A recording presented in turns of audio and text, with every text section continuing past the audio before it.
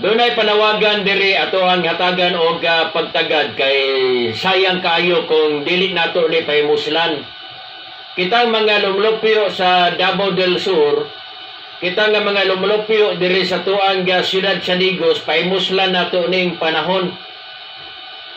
Kay sayang ang 5 ka kilo nga bugas nga gitagana alang kaninyo. Ha? 5 ka kilong bugas para kaninyo. Karong Domingo pohon, pizza 25. Kay ang atoang headquarter sa 1104 CDC nga naa mahimutang dina sa may Luna Street, unahan lagamay sa Public Attorney's Office, Kunpao, nya unahan gamay, nya na may fire station din ha. Likod anang fire station, mauna ang atoang headquarter sa 1104 CDC. Ha?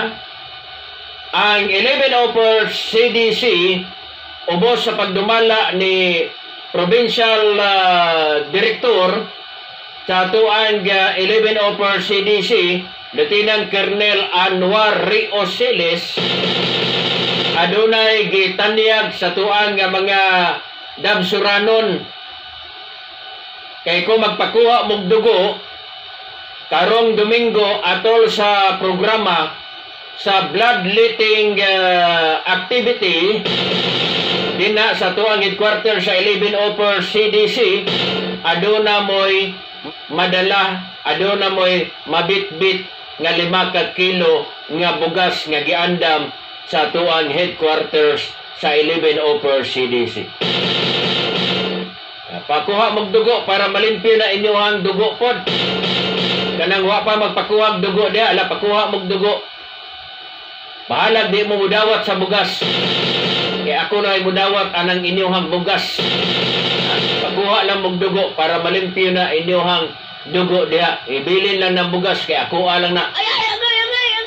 Ako pong tibayaon ng atuang Provincial Director sa tuang 1104 CDC, Lieutenant Colonel Anwar Rioseles. Sir, may hapon ni mo da, sir.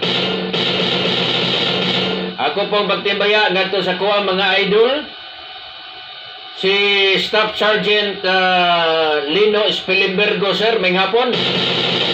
Staff Sergeant George Bayhon, sir, may hapon ni mo da, sir. May hapon usab ngadto kang Private First Class Rosemary Castillo, kang Private Leo P. Solatorio.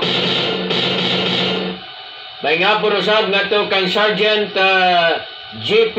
Fernandez. Nga po ni mo na, sir. Ako pong pagtimbaya mga suking tigpaminaw sa tuang kinibang kauban ng gihapon din sa 1104 CDC. Dina sa headquarters kang Sergeant Ma'am Christine Dua. Ma'am, may nga po ni mo diha, ma'am. O sa tanan-tanan na lang na itong mga kaubanan din sa 1104 CDC, Ready Reserve Infantry Battalion sa Philippine Army. Welcome diri sa tuang pagpanag-uban.